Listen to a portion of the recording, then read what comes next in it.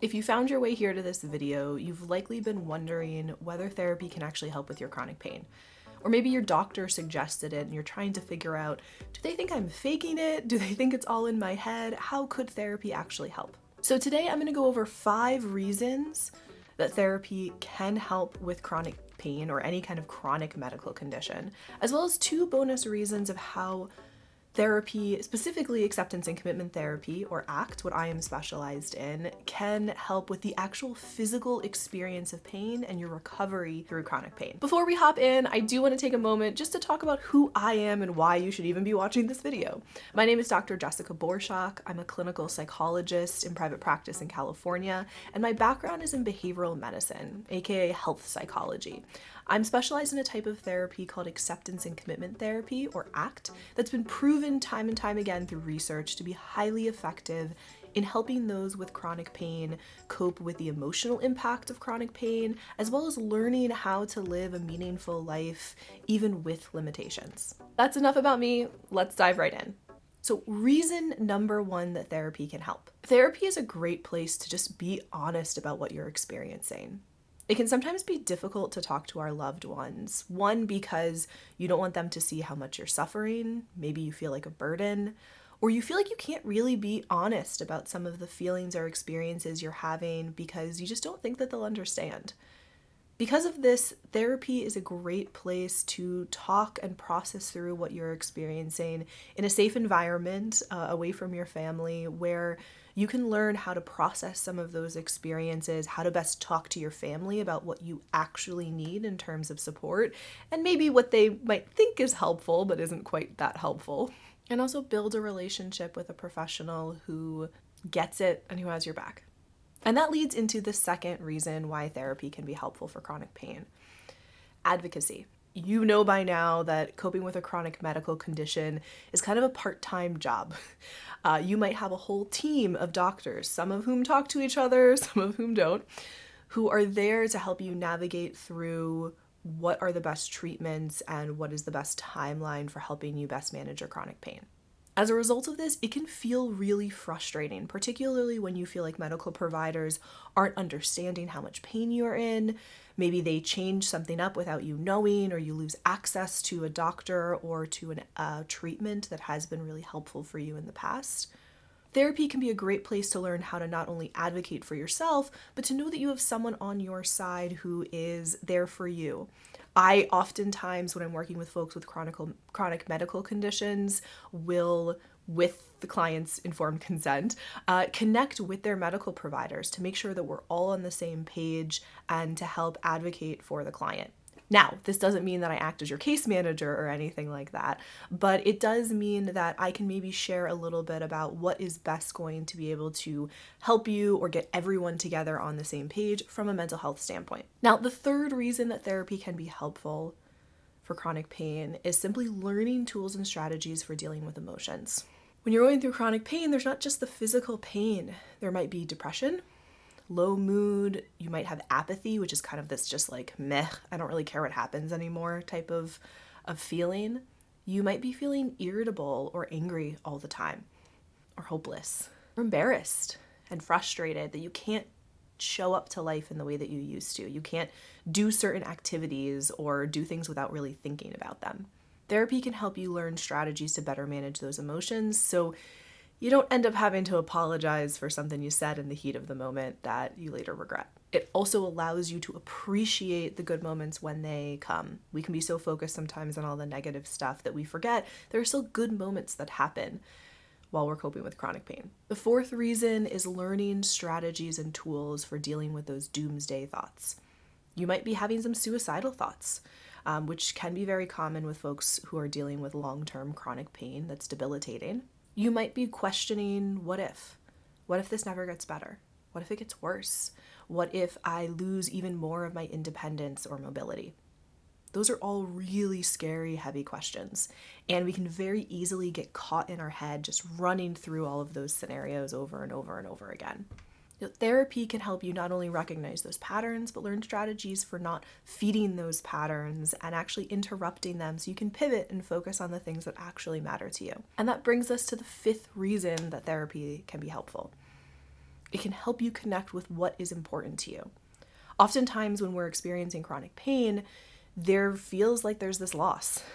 You maybe had a job that you loved. You were able to do activities that you really enjoyed, and those things might not be accessible to you, at least not in the same way anymore.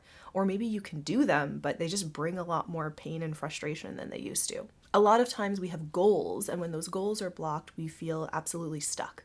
But through therapy, we can identify who and what matters to you. How do you want to show up to life? Because if you can kind of come up with this, let's say, North Star of where you want to be headed, yeah, the most obvious route, the like nice paved road, might not be accessible right now. And that sucks, to be completely frank. I'm not going to pretend that it doesn't. But that doesn't mean that there aren't different paths to take you to that North Star, to take you on that journey to living a really connected and meaningful life. You might not believe me right now, but that's what therapy can help with. All right, and now on to the 2 reasons that therapy can help with your actual physical experience of chronic pain and recovery. The first way that therapy can help is through learning activity pacing. One of the biggest issues that folks with chronic pain experience, particularly if they're doing certain rehab exercises or they're getting steroid injections or something that helps alleviate their pain temporarily, is they'll go through a period where they get excited. I have energy, I can move, I don't have to think about it, and they push themselves. Then you experience the backlash. It might be later that day, it might be the next day where you're laid out, you're on your back, you have shooting pains, and you're kicking yourself. Why did I do that? I knew I shouldn't have done that. Now I'm set back even more. You might even be causing additional injury to your body by pushing yourself in that way. But it seems like there's no way out of that cycle. Therapy can help with that. Therapy can help to slow down and identify, okay, what's happening in that moment that even though we know we should be more careful in how we approach tasks, we aren't. We can talk through what are some of the frustrations there and learn different ways to pace ourselves and be able to test out kind of what is appropriate activity and what isn't, just for your specific needs. And that way it makes the physical therapy and exercises and different things that you're supposed to do and want to do around your home and in your life more accessible. It might be a little bit frustrating at first, but it allows you to actually have better progress in the long term because you're not constantly starting and stopping, pushing, and then recovery. And the final and probably coolest reason that therapy can help with chronic pain, specifically the physical experience of chronic pain, is something called gait control theory. Now, I am not by any means saying that your pain is all in your head. What it says is basically imagine a highway. If that highway is clear, if you are only focusing on your pain and on that pain signal can just zoom down the highway very quickly. It means that you're getting like the purest experience of that pain. But if we have other experiences that are happening at the same time, maybe you're focusing on the smell of your coffee, or you're listening to the sound of your kids laughing, or you're feeling the warmth of the heating pad, for example, or the vibrations of the TENS unit. What that does is it clogs up that pathway that sends that sensory signal. The pain is still there, but so are a lot of other signals. And what it does is it actually slightly dampens your experience of pain. So the way that this works is that, let's say your pain is a 5 out of 10. And I know everyone hates the 1 to 10 pain scale, but let's just use it for a quick example. If you are solely focused on your pain, you're caught up in your mind about how much your life sucks and things are never going to change, and you're almost like grabbing on to the pain and the emotions associated with it and like wrapping it around yourself, that 5 might feel like a 6 or a 7.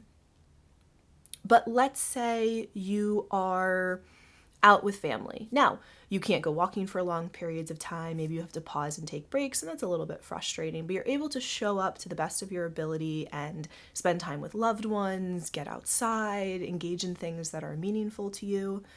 That experience of pain might be a 3 or 4. Our emotions can have a big impact on our experience of pain, but so can our physical sensations. So I mentioned the heating pad before and the TENS unit, and this is the best example of it. Have you ever hit your funny bone? And that you get that like shooting tingles up. I always get like my pinky hurts. It feels weird when that happens. And you rub your elbow. Now, rubbing the elbow doesn't like calm down the nerve. It doesn't make the pain go away.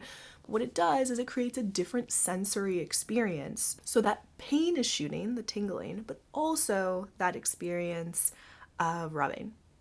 And what it does is it helps to dampen your experience of pain. There's that joke where, if your ankle hurts, what's the best way to make the pain go away? It's like, oh, break your arm.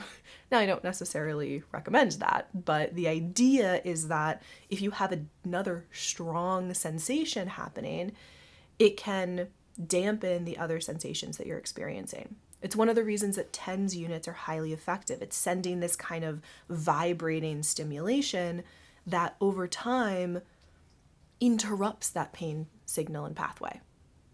So you can use this information, and we can talk about the ways that you can use it even more and find things that work specifically for you in therapy to help with your actual experience of pain, in addition to all of the emotional stuff that goes along with it. Wherever you're at in your journey, I want you to know that you're not alone. But regardless of where you're at, therapy can help. If you're interested, you can check out my videos on how to find a therapist, what questions you should be asking your therapist, or if you're an adult in California and you're interested in doing therapy with me, you can go to the description below and check out my website. Subscribe!